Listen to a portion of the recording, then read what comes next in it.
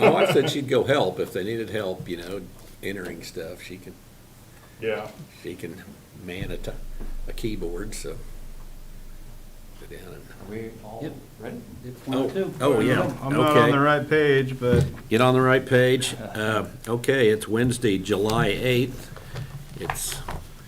And we're ready for the information technology budget.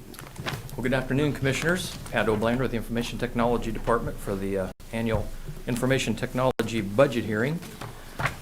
I always like to lead off my budget hearing with the Information Technology Mission Statement, which states to continuously work with all Shawnee County departments to support current technology needs, create plans for the future, and implement appropriate solutions that meet or exceed expectations in the most cost-effective manner possible. I think my favorite part of the statement is the last part where we state we're going to do things in the most cost-effective manner possible. Our offices are located right next door to Audit Finance, and I think that's what informs us in this direction. Betty Griner is extremely close and hovers nearby at all times. So we're acutely conscious of the need to maintain cost effectiveness.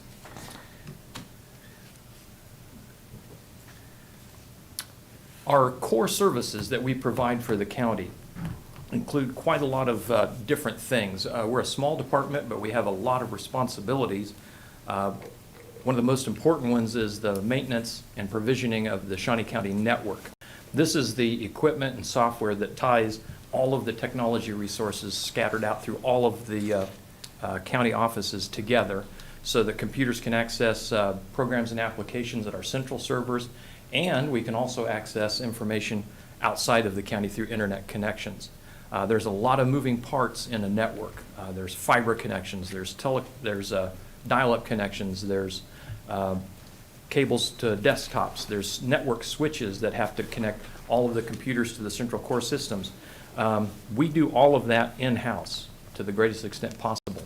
Now, when we have to bury a large fiber, we have to bring in vendors, but we have basically built that ourselves and maintained it ourselves. We're a very self-supporting organization. Our philosophy there is, if we built it from scratch and know it end to end, when something goes wrong, we can quickly find it and quickly fix it. That's something that we do across all of the areas that we're responsible for to the greatest extent possible. Obviously, we can't do it everywhere, but we do it wherever we can. And it has worked really well for us over the past many years that we've been doing this. So that's the network. We also have virtualization platforms and servers and desktops that we support. The virtualization platforms come in two flavors nowadays. These are the great big central computers that are running software instances of what used to run on individual computers or servers. Now we take those hardware servers, turn them into a computer program, and lump them all into one platform that's running multiple programs, and that's what we refer to as the virtualization platform. We have two major platforms that we depend on. We have an on-premises system that's based on Nutanix hyper-converged infrastructure, which is essentially a big hardware platform. It's located in 2 data centers in Shawnee County, and that takes care of all of the things that we want to keep on premises. There are some things that we just have to have immediate access to, and we can't afford to not be able to access them if our internet connections go down. So we've got to keep a foot in the on-premises platforms. We also are utilizing cloud-based platforms, virtualization platforms. We can run these server virtualizations out in the cloud somewhere, and we are doing that, and we're increasing our presence in there for programs that need to be accessible from anywhere. And so we are building into that realm as well. The big vulnerability there is if your internet connection goes down, you lose your ability to get to those resources. So we're playing both sides of the fence there and doing quite well so far. I think over time we'll probably drift more towards the cloud-based rather than the on-premises, but right now it's about 50-50. Data access and security. We're also responsible for ensuring that all of the data in Shawnee County remains secure and accessible. So we maintain all of the backups, the virus control, and patching for all of the servers, all of the things that keep things secure and accessible. We also handle all telecommunications for the county and the courts offices in the courthouse building. We're really proud of what we've done here. This is an area where we've really gone full-on self-supporting. We've designed our telecommunications infrastructure from scratch using open source software platforms that are essentially free. There's no ongoing licensing costs or maintenance costs for those. The trick to that is we're also fully self-supporting. There is nobody to call if anything goes wrong with those, so we've got to be very careful about how we design that and provision it, and then make sure that we have enough team members that know it end to end that can support it. Not many IT departments take that step, but we've done it and it's worked out extremely well.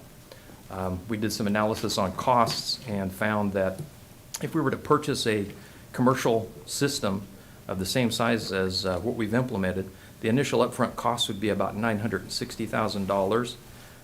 You could factor about 10% of that for annual maintenance and licensing fees, so that would be about $96,000 annually.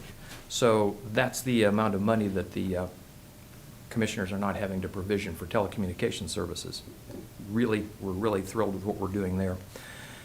We also provide application support. There are a lot of programs that multiple departments depend on throughout the county. Our financial enterprise system, our tax administration system, all of the other things like email, email archiving, spam filters, internet filters, document imaging, all of those applications are also supported by the IT office. We also have application development. We build our own applications with our software development teams wherever we can do that. For the same reasons, if we build it, we know it end to end. When we want to make changes, we can do it just about instantly. We also do not have to pay ongoing annual maintenance and licensing fees for any applications that we build for ourselves. Some examples of those are the appraiser application that runs on the Shawnee County website, very heavily used by the public and businesses that rely on real estate information to get their work done. Applicant Online, Awesome Queue, we built management systems for public works, solid waste, elections management system, community corrections management, just to name a few. We also support the website for the county for all departments, with the exception of Parks and Recreation, which is using Civic Rec, I believe, for all of their items. We provide direct user support for about 800 to 1,000 users, depending on how many employees we have at any given time throughout the year. That's a lot of users for the number of people that we have to support them, but we've set things up so that we're able to handle those pretty comfortably. We also do a lot of liaison with organizations outside of Shawnee County and trying to coordinate with activities between the county and outside entities when it comes to IT issues. So those are the core services that we provide, and if you have any questions, I'd be happy to answer those. Mr. Chairman. Yes. Pat, I know that it's always a concern of your department that we don't maybe move in the direction of allowing departments to each have their own IT person, and that we Yes. keep IT programming within one office. Yes. Can you kind of talk to us about what that concern is? Because you do have Yes. a lot of different applications out across different people. We do. Yes, we do. And there have been requests from several departments to have an IT person embedded in that department and dedicated to IT issues for that particular department. And we've tried this in the past on a small scale, and it turns out not to work terribly well, because of what happens is over time, that IT embedded person becomes more and more ingrained into the needs of that particular department, and eventually gets to the point where that individual is not capable or provisioned to do any work for any other department should the need arise. So we've found that if we keep everybody in the IT department dedicated to the county as a whole, we can dedicate resources to a particular department as needed, and then when that need diminishes, we can then focus on another department with the same team. Now, that also gives us the ability to lose a particular team member. If we lose that embedded IT person at one department, all of that institutional knowledge goes out the door with that individual.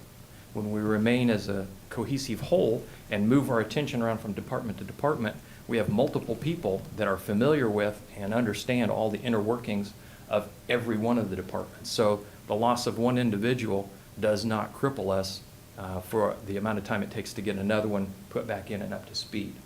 So there's some really important reasons for us to remain an IT department that's focused on all of the departments rather than spread out and distributed amongst the individual departments. With that in mind, the Parks and Rec Department quasi has their own IT people in that they're doing the Civic Rec stuff. Are you still comfortable with them doing that part? It's something that I would like to visit and work with Tim Laurent on maybe pulling some of that back. There were some things that were done over the past years that we in the IT department were not in complete agreement with. We felt that when the Parks and Recreation went with an outside vendor for web support, we actually submitted a competing bid during the bid process, which was the IT department felt like it was a very good and complete response, but there were a few elements that the Civic Rec option did provide that we couldn't in terms of graphic design and maybe some usability issues. But for the same reasons that we don't want to do IT embeds, we prefer that departments do not go out and engage the services of organizations that are doing the same thing that we are already doing internally and doing well. So, yeah, there's a few things out there that are not going exactly the way we would like, but we also understand that each department has timelines that they have to meet and certain things that they want to get accomplished. So we will continue to work with those even if they need to go out on their own and do what they want to do. Okay, go ahead. I was wondering, at the weed department, they were looking for a better system to. Yes. Have we got them all taken care of now? We are in the process of getting that completed. The first phase of that was they needed a management system to replace an aging one that the IT department had built for them. But the amount of time that it would take to get a new one built was too long for them to be able to tolerate that. So they went ahead and went with a commercially available system, with the idea being that we would do that for the amount of time it took to get their new one built and delivered to them, at which point we would transition over to the internal one. I know So that's an example of where, yeah, we will work with outside organizations as needed, and if it makes sense to do so, Sure. we'll certainly do that. I know at one point they were working with something that just didn't work well for their system at all. And, Yeah. It was just. Yeah, they're in great cumbersome. need of a well-written system. Okay.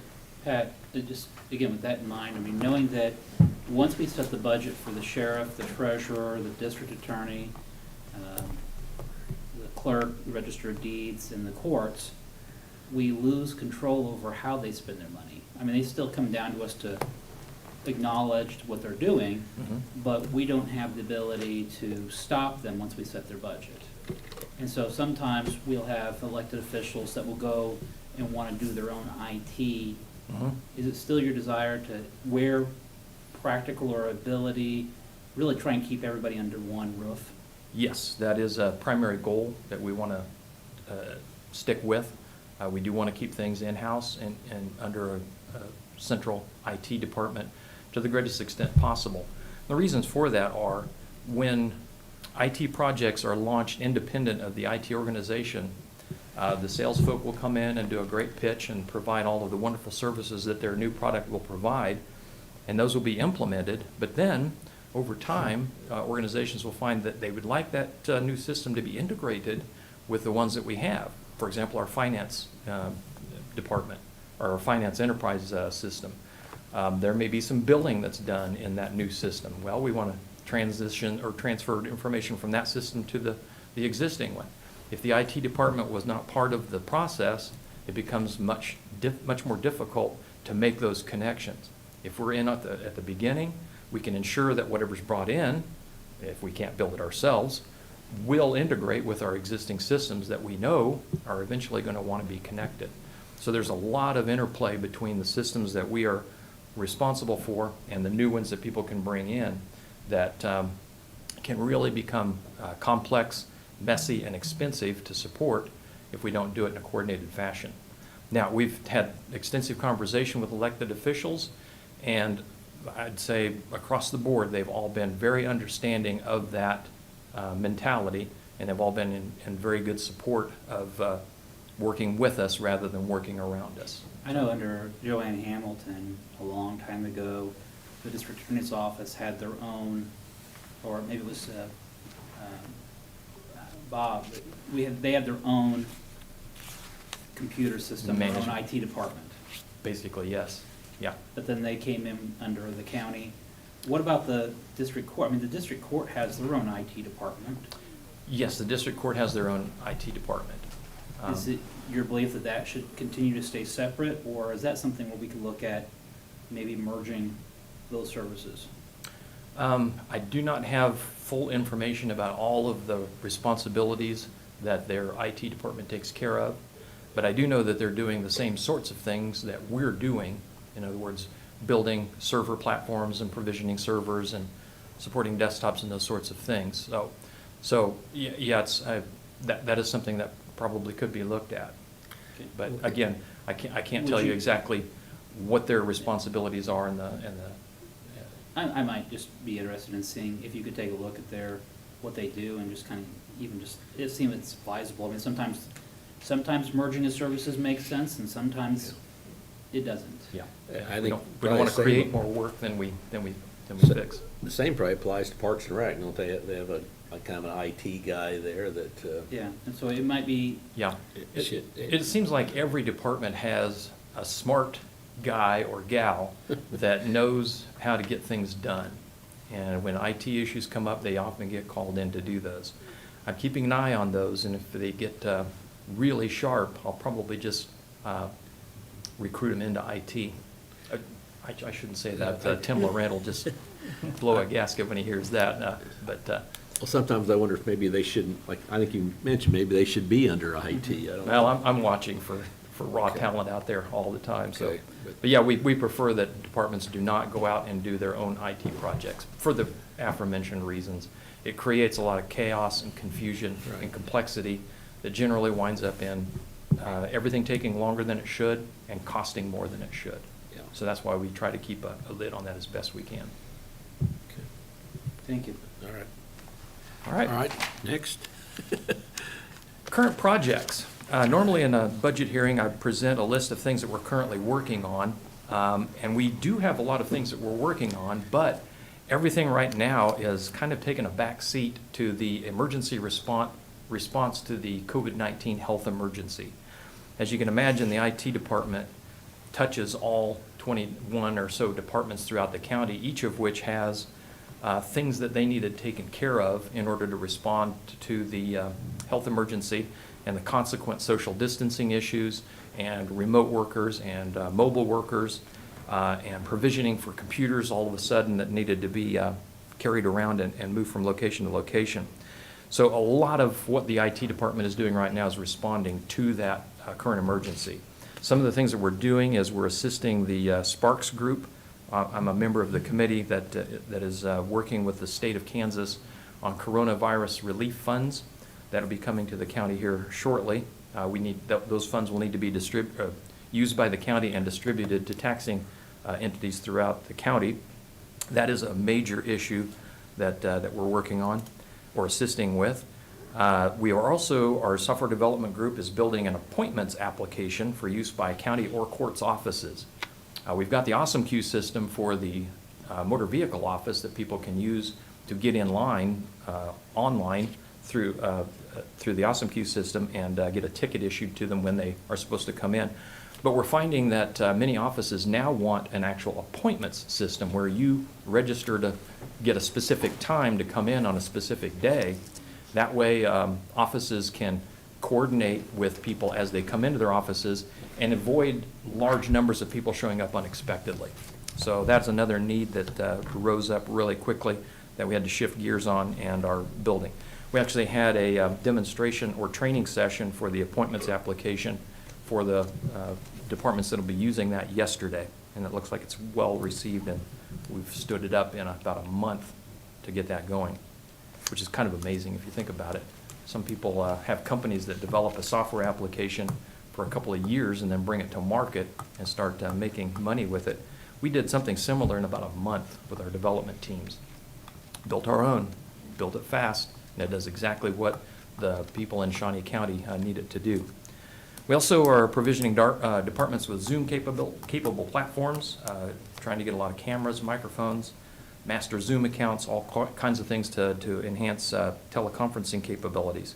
We also saw a sharp increase in mobile workers, so we had to provision a lot of people with home-based computers or laptops and data plans for Wi-Fi hotspots, just all of the kinds of things that you need in order to work remotely and still get back into the county resources.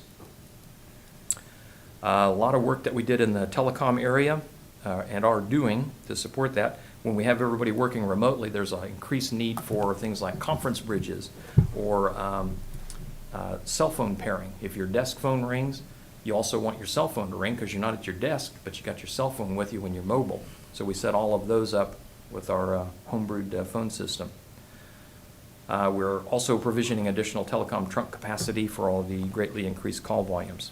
We're also working with the health department to support information dissemination via web page updates and modifications to provision a volunteer workforce with network and email accounts. So just a sampling of some of the things that we're doing in support of the current projects, all while trying to keep the wheels on the bus with all the regular demands of 1,200 some users throughout the county using computers and technology resources. We do have some challenges that we need to face as we move into 2021. One of them is probably more an aspirational goal than attainable. The longer I look at it, the more I think that. Converting from reactive to proactive service and support model. Currently, IT is pretty much crisis-driven. Emergencies come in the door at the rate of 2 or 3 a day, and we have to respond to them, get them corrected, and get them fixed, and get people on their way. That's the reactive approach. We would like to someday get to the point where we are ahead of the game and providing services before the emergency hits. But this was the mentality before things like COVID-19 hit the door. How do you plan for something like that? And it seems like there's always something that comes up that's unexpected and unplanned for that nobody saw coming. I don't know if that's ever going to change. The longer I live, the less likely I think it is we'll ever get there. But that doesn't mean we're not going to keep trying.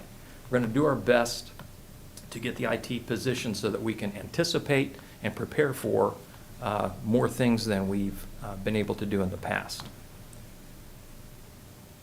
Pat, we could always take you back to the real. That's right. Pre-virtualization. Pre-virtualization. I mean, we could always go back that way. I mean, that was very proactive in moving from our server to the virtual server. Yeah, So, I mean, every once in a while, we are able to be proactive. we are, but in technology, we're finding greater and greater complexity as we move forward. And the increasing complexity makes it more difficult to handle all of the variations that can occur as people try to use all of those pieces of technology. So, I don't know, maybe we'll level out here somewhere, but we shall see. The other challenge that we have is evaluating and implementing lessons learned from the COVID-19 health emergency. We are learning a lot from the activities that we're going through right now. We're finding that we need to beef up in the telecom area to accommodate large increases in telephone calls. Computing, increased need for mobile computing platforms, and a whole lot of variety on those. Networking, we're going to need some additional firewall licensing to support VPN connections that people will be using to get back into the county to access resources. So a lot of those things are being looked at. They're a high priority to get implemented quickly. We're also hopeful that we'll be able to make use of some of the coronavirus relief fund dollars that'll be coming in to make some of those things achievable. So we're really anxious to get on with the applications for those dollars to get some of these things put into place. So a lot of things, a lot of challenges just because of that one emergency right now. Okay, on to the budget request itself. We are requesting $3,553,774 as opposed to what we asked for last year, which was $3,532,102. So an increase of around $20,000 or so for the IT budget. Now, this is not the flat budget number that Betty Griner will be providing to us later. This value includes range and step changes for employees. So this is the whole, the entire budget request. Broken down by major source accounts, our first one that we look at is the personnel costs. And what I've done as I go through the major source accounts is I've highlighted in yellow any item that's gone up significantly from the last year. And as you can see, the big change in our MSA 1, other than range and step increases, is a employment retirement transfer. We are needing to put $72,806 into that fund because we have some very senior IT staff that are coming up for retirements. Now, that doesn't mean that they will retire. It just means that we have to have that money available in order to do the payouts for the final retirement arrangement. So that's why we have a big increase in that retirement transfer. Yeah, I just want to make sure I'm working off the same set of data that you are. Your budget request this year is actually 150,000-ish more than the approved budget. It's only 20,000 more than what you had asked for last year, but it's 150,000 more than what was approved by the commission last year. Am I wrong on that? I don't believe so. I'm looking at the line that says working- actual. There's on our sheet, on our MSA Form A, Okay. it says actual $3,406,615. Yeah, I'm going from the line that's I've got working working budget. Yeah, Um, that was what was approved for 2020. So I might just need to clarify with Betty, actual versus working budget. Yeah. Yeah, that's the way those columns are Okay. set up. Maybe some The working unapproved budget is what was expense approved stuff. for 2020, and that's what I'm using as the last year's number. Okay. So, yeah, we are coming in just a little bit above what we asked for. But, I just might need to talk to Betty about that clarification. Yeah. yeah, the actual is what was actually spent in each line item Okay, for that previous year. all right.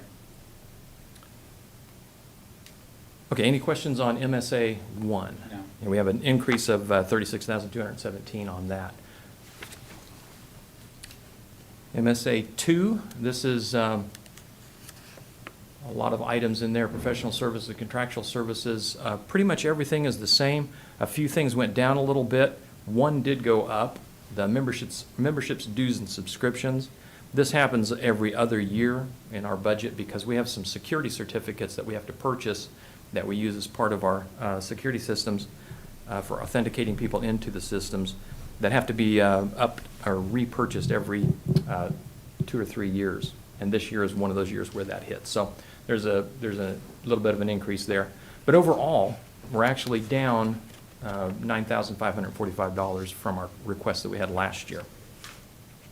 A lot of that's your travel requests, though, dropping. Yeah, 8,000. travel requests, we're not going to be traveling a lot, I don't think. So, yeah, we reduced that. Professional services also went down by $5,000, so some reductions in costs there. A lot of the professional services are due to an increased ability to do things for ourselves. We just don't rely on outside vendors very much. MSA 3,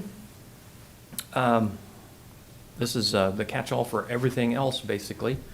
Again, there's only one item in there that went up significantly, and that's the computer software. And this is attributable to Visual Studio upgrades that we purchase for our software developers. And again, this is something that happens every other year. We just have to keep upgrading those as new versions of their development platforms come up. So we did have an increase from $3,400 to $7,400. But again, there were reductions in other areas that left us with a reduction in the request of about $5,000 from last year. Any questions on any of those major source account amounts? Okay, on to capital improvement projects. I've listed all of the capital improvement projects for the years 2021 through 2025. The first one is the Nutanix platform expansion. Again, this is the virtualization platform that is on premises that we have a lot of servers running on that supports a lot of things in the county. That's the public safety servers all run on those, as well as copies of basically all of the other servers that we have that aren't on the Azure platform. We are asking for $150,000 per year to support and grow and tech refresh that platform, basically. It used to be in the past, we would buy these systems in a forklift manner. We would buy the whole unit, provision it as big as we thought it would need to be for 5 to 10 years, and plant that thing in the back room and let it run. Those were big capital outlays. Large amounts of money went into those, like $1 million, $1.5 million to get those stood up. But with this approach, the Nutanix platform is much more modular. We can buy it in chunks and pieces and lock those on as needed.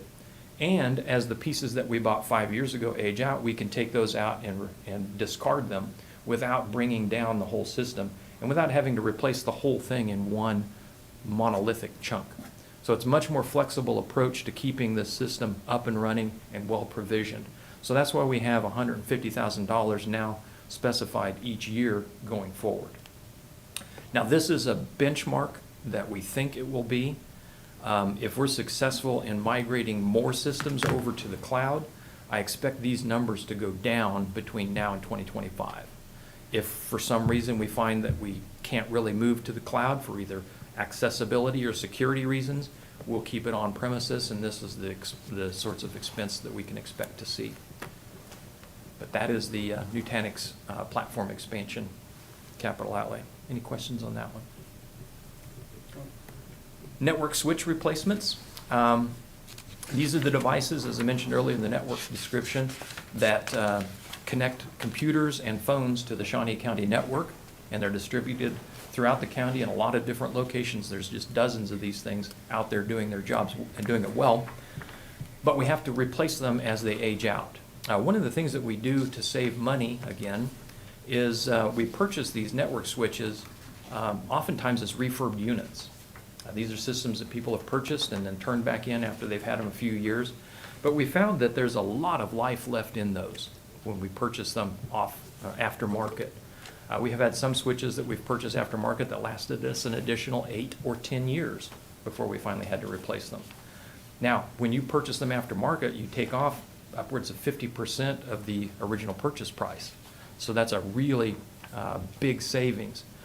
A lot of people won't do that because they feel like it creates a technology vulnerability. But we're willing to take that chance because these switches, when one fails, they don't take out an entire building or anything like that. They will take out the people and the devices that are attached to just that one switch.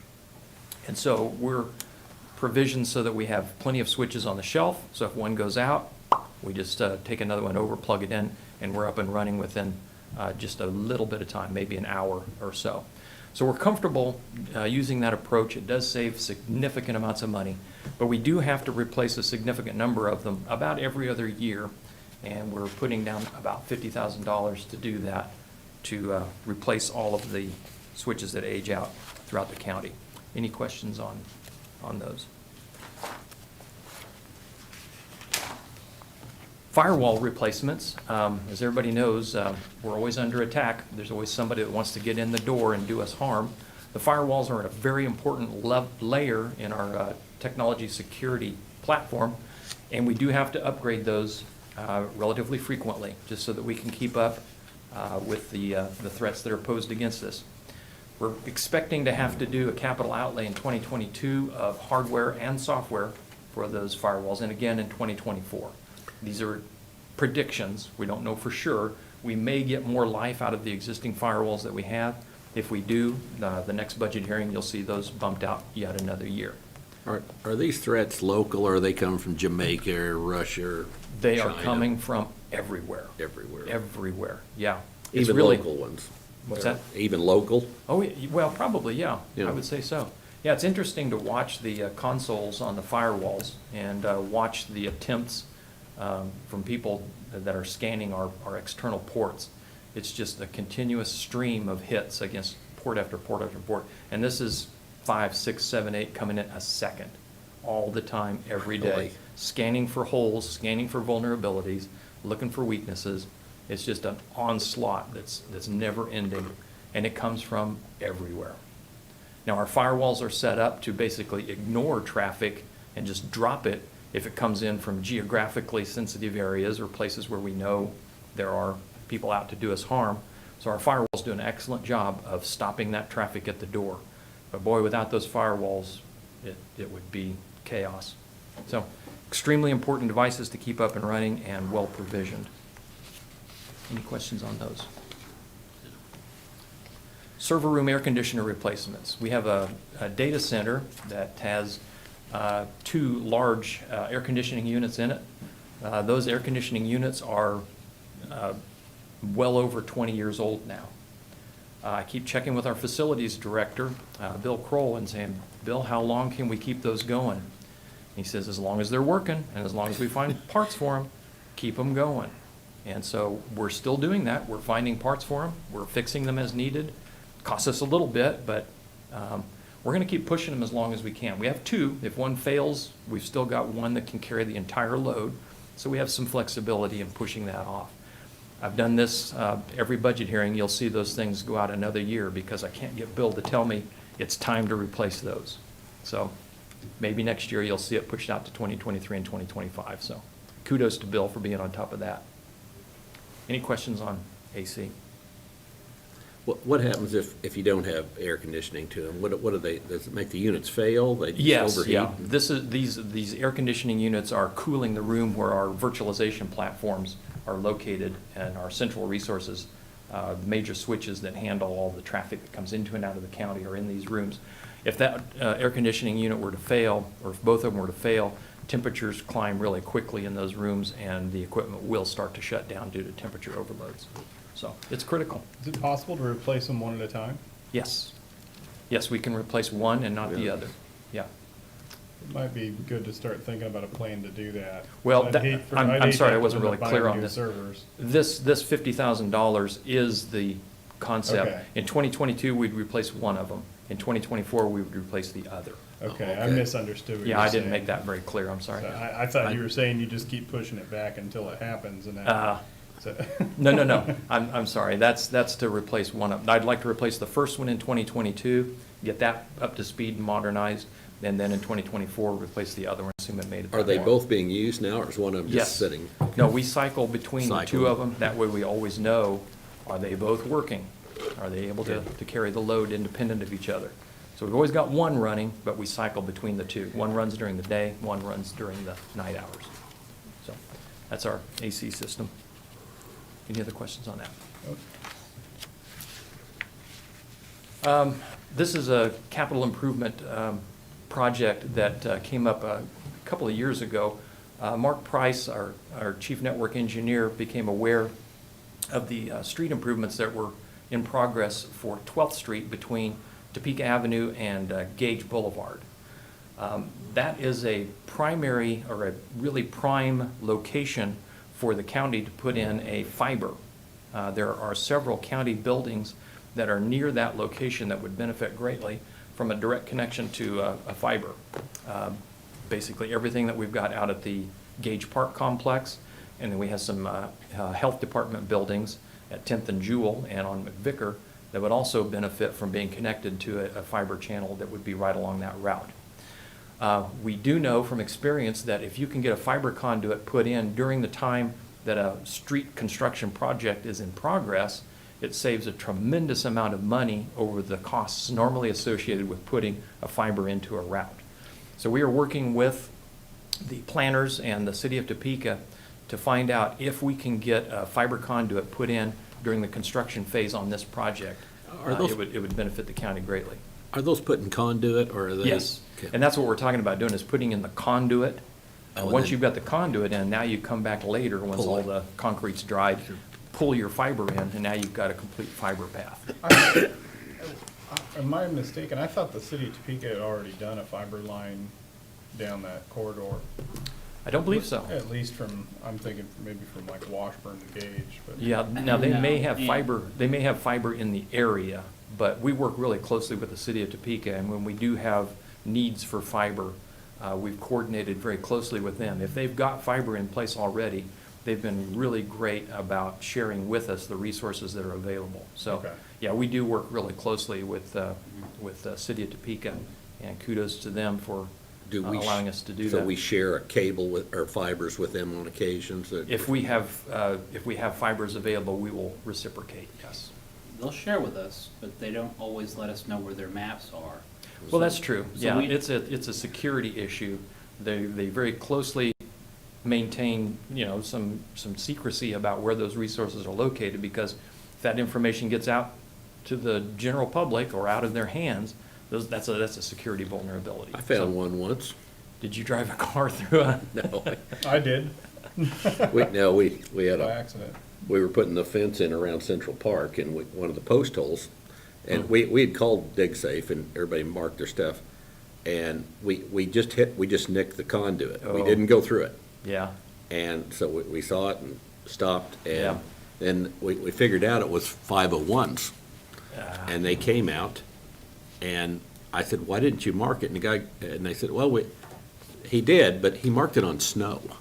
okay, that's not helpful. And, by the time my fence guy came in 2 or 3 days later, the snow had The melted. snow had melted. Okay, you're supposed to put flags in as well Flags as or the move paint, the snow but- or something, but he, Well, I ran over one of the poles. I had a minor fender bender. Oh, boy. Somebody from out of town turned into me, and I drove up into somebody's yard and ran. Yeah. some of those, they like charge you by the second if you Yeah, well, chop yeah, into it- them. It happens. Any questions on that issue? One item that I wanted to put on here is not necessarily related to the 2021 budget, but something to be aware of.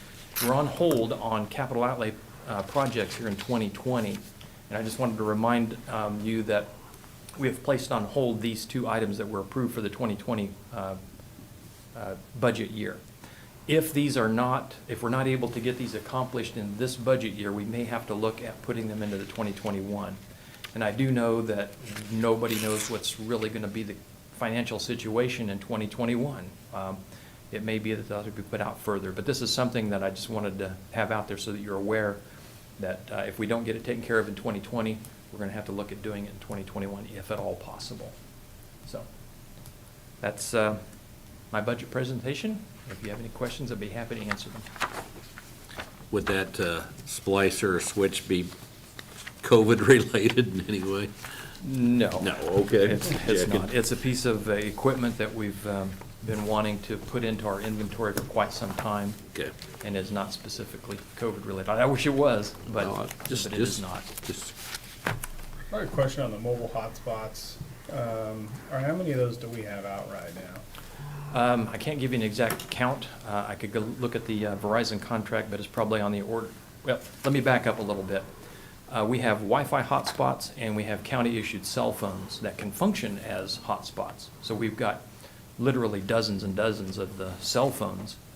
Many offices have those, DA's office and IT and health department, lots of those out and around.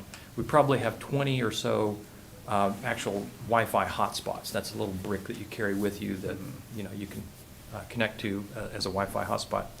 Probably about 20 of those around and about. Are they working very well? I have a friend who was working remotely, and her employer had given, not Shawnee County, but had given her one, and she said there were data limitations on them that made it difficult to work from It home. didn't work well. Yeah, there's a couple of things that can impact that. One is, depending on where you're physically at, you may not have a good connection to a nearby tower to get, so that to provision the Wi-Fi hotspot itself. The other is, many plans do come with data limitations. Now, we're working through, product placement ad here, Verizon, that's been very good at working with governmental agencies, and we do not have issues with data limitations and those Okay, sorts of things. good. And we found that they are well provisioned throughout Shawnee County. There's not too many places you can go where the MiFi hotspots don't work well. Okay, good.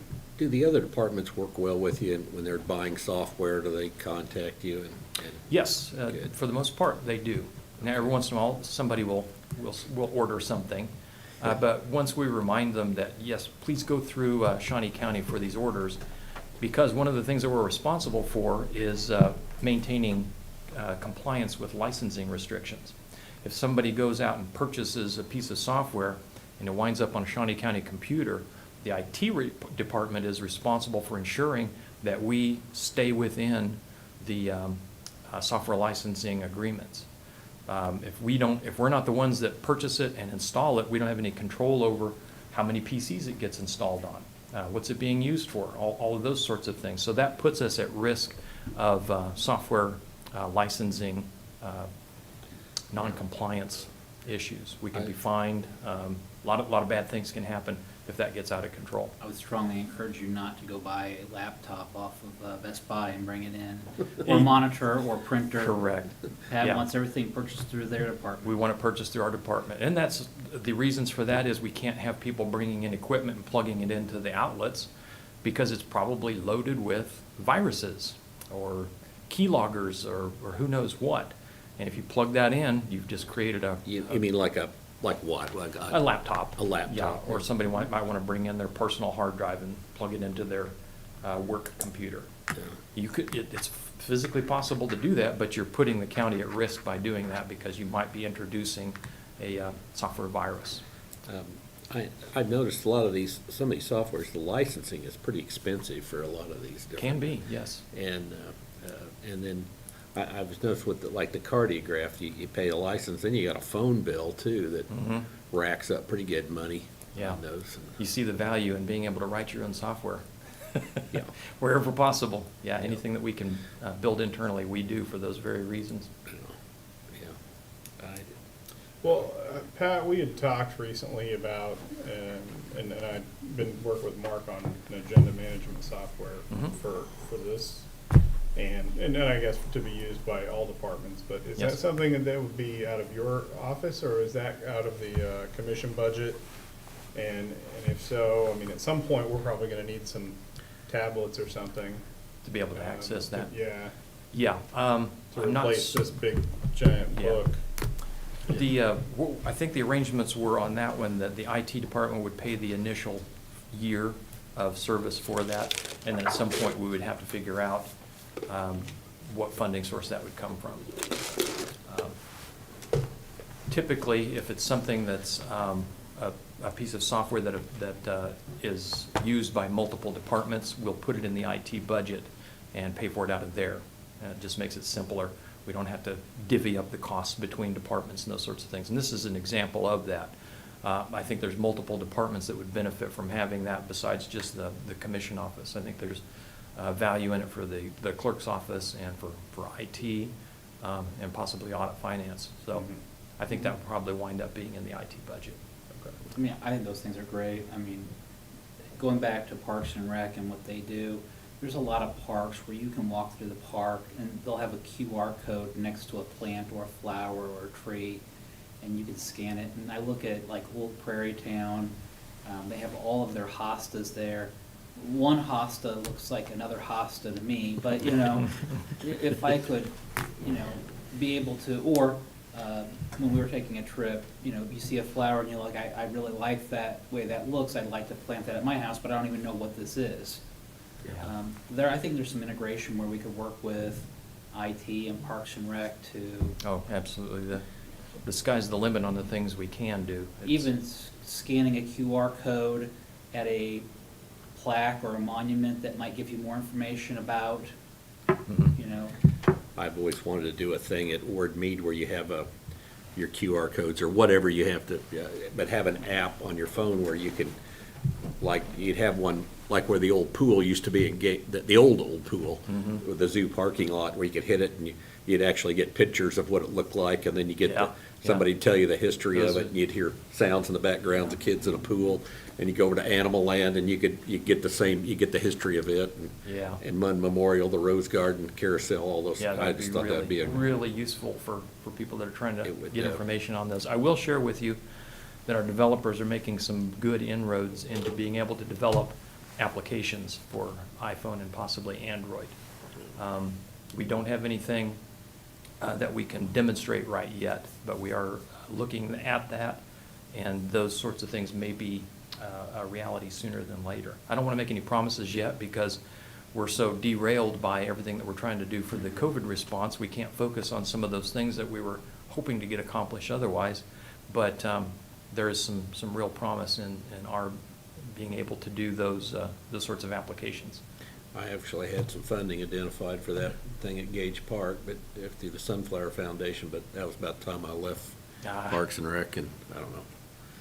Yeah. Busy with other things. Fingers crossed, we may be able to get there within the That next funding, I think, is still year sitting or there. so. I think we've got a narrator already picked out. I think- No, I think we I don't could. want to narrate. I will give them information, but I don't have a voice for radio or a face for TV, so. I just think that, you know, the more things that we could do that are interactive, but I also recognize, Pat, your department's top priority is making sure we're running.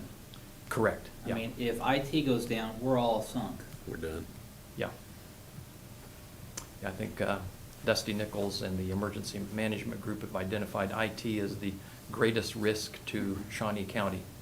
I don't take that personally. I think he just means that if something goes wrong in It's IT, important. it's the thing that's going to get us, and I would agree. Well, I mean, before virtualization, Pat came to the commissioners and expressed that with our server, if it was to go down, there's no guarantee it would come back up. Yeah, that was the mainframe. And if that was to happen, we would lose the ability to collect taxes, do payroll, tag, I mean, just the entire, Yeah. every operation. And so, and Pat talked about his sleepless nights, and so I'd like to give Pat an ability to go to sleep every once in a while. Yes, I do sleep a lot better now that the commission recognized we needed to get rid of the old legacy platform and move into the 21st century. Pat, I'm a little confused about clouds. Is that just some server in Delaware or somewhere? What It is it? is. It's really just that simple. There are facilities scattered throughout the United States and other locations that just have racks and racks and racks of computers, great big, well-provisioned computers that are running all of these little programs that take over the functions of individual servers, those virtual machines. And they're located in data centers that are really well provisioned for security and power and whatever resources are needed to keep them up and running. And they do a great job of doing what they do. And from our perspective, we just have a network connection that looks like it's a computer right here. And we just send our data to that, and it's at the remote data center. We also have, they are also provisioned so that they're in geographically distributed locations. There might be one in North Dakota and one down in Texas, and you can have a presence in both. Now, we've started to set things up that way. We've had to currently back off on that because we're trying to stay under on cost limitations. But as we transition more and more critical services to those clouds, we will make sure that we are in two geographically distributed locations so that even if the one whole data center goes down, we've still got access to our resources. And another benefit to that is you can get access to those resources wherever you can get a computer that's got an internet connection. So you don't have to physically be in the county building. If we have a disaster that shuts down an entire building, we can go to a completely different location or go home, kind of like what we've been doing with the COVID emergency, and still have access to all of those network-based resources. The downside, we can't guarantee that the internet connections that make all of this work are always going to be available. There's no perfect network that can't go down. So if that goes down, we lose access to those resources. So there's trade-offs. And that's why we're having a foot in both worlds. We've got a firm planting of on-premises resources that aren't dependent on internet connections, and we're growing into the Azure cloud where we can do the same things we do on-prem, but we've got that looming issue of, is the network connection going to stay up? All right, thank you. Any other questions? If all else fails, you go back to your legal pad and a pen. Well, you'll notice that I did provide printed copies of today's presentation in case things didn't go well on the PowerPoint. So Got it. we do backups wherever possible. That's good. Duly noted.